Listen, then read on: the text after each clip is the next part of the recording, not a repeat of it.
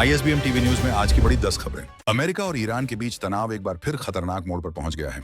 Hormuz जलमरू मध्य में व्यापारिक जहाजों पर हुए हमलों के बाद अमेरिका ने ईरान के कई ठिकानों पर ताजा हवाई हमले किए हैं। राष्ट्रपति डोनाल्ड ट्रंप ने इन हमलों को जहाजों पर हुए हमलों का जवाब बताया है। वहीं ईरान ने चेतावनी दी है कि यदि सैन्य कार्रवाई जारी रही तो वह भी कड़ा जवाब देगा, जिससे पूरे पश्चिम एशिया में तनाव और बढ़ गया है। भारत और ऑस्ट्रेलिया के रिश्तों को नई मजबूती मिली है। प्रधानमंत्री नरेंद्र मोदी ने दोनों देशों के बीच परमाणु ऊर्जा, महत्वपूर्ण खनिजों और नई तकनीकों के क्षेत्र में सहयोग को ऐतिहासिक अवसर बताया है। दोनों देशों ने रणनीतिक साझेदारी को और मजबूत करने तथा भविष्य की ऊर्जा और संसाधन सुरक्षा पर मिलकर काम करने पर सहमति जताई है। अमेरिका अब भारत की जेलों में बंद कुख्यात गैंगस्टरों को अपने देश लाने की तैयारी कर रहा है। अमेरिकी अधिकारियों ने संकेत दिए हैं कि लॉरेंस बिश्नोई और जग्गू भगवानपुरिया जैसे आरोपियों के प्रत्यर्पण की मांग की जा सकती है।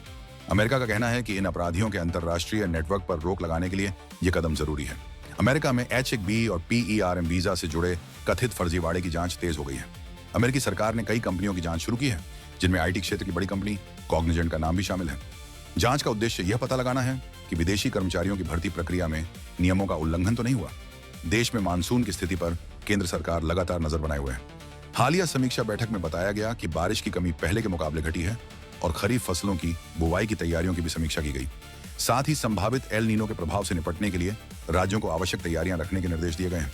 देश में पेट्रोल में बायोफ्यूल की मात्रा बढ़ाने की योजना पर बहस जारी है। सरकार ईंधन में इथेनॉल की हिस्सेदारी बढ़ाकर आयातित तेल पर निर्भरता कम करना चाहती है, लेकिन कई वाहन मालिकों और विशेषज्ञों ने इसके माइलेज और इंजन पर पड़ने वाले असर को लेकर चिंता जताई है।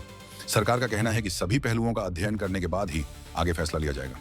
प्रधानमंत्री नरेंद्र मोदी ने इंडोनेशिया के प्रसिद्ध प्रम्बानन मंदिर परिसर का दौरा किया और वहां भारत की ओर से शुरू किए गए संरक्षण कार्यों की सराहना की। उन्होंने कहा कि भारत और इंडोनेशिया को जोड़ने वाली सांस्कृतिक विरासत दोनों देशों के रिश्तों की मजबूत नींव है और इसे संरक्षित करना साझा जिम्मेदारी है। मौसम विभाग ने पश्चिम बंगाल, सिक्किम समेत कई राज्यों में भारी से अत्यधिक भारी बारिश का अलर्ट जारी किया है। कई इलाकों में अगले कुछ दिनों तक तेज बारिश, आंधी और जलभराव की आशंका जताई गई है। लोगों को अनावश्यक यात्रा से बचने और प्रशासन की सलाह का पालन करने की अपील की गई है। अमेरिका के राष्ट्रपति डोनाल्ड ट्रंप ने कहा है कि उन्हें अब अमेरिका ईरान समझौते से ज्यादा उम्मीद नहीं है। उन्होंने बातचीत को समय की बर्बादी बताते हुए कहा कि अगर जरूरत पड़ी तो अमेरिका अपने हितों की रक्षा के लिए अन्य विकल्पों पर भी विचार करेगा। इस बयान के बाद क्षेत्र में अनिश्चितता और बढ़ गई है। दिल्ली और गुरुग्राम में लगातार हो रही भारी बारिश ने जनजीवन को बुरी तरह प्रभावित किया है। कई इलाकों में जलभराव, लंबा ट्रैफिक जाम और सड़कें बंद होने जैसी स्थिति बनी रही। दिल्ली में एक इमारत गिरने की घटना में एक व्यक्ति की मौत हो गई, जबकि प्रशासन राहत और बचाव कार्य में जुटा हुआ है।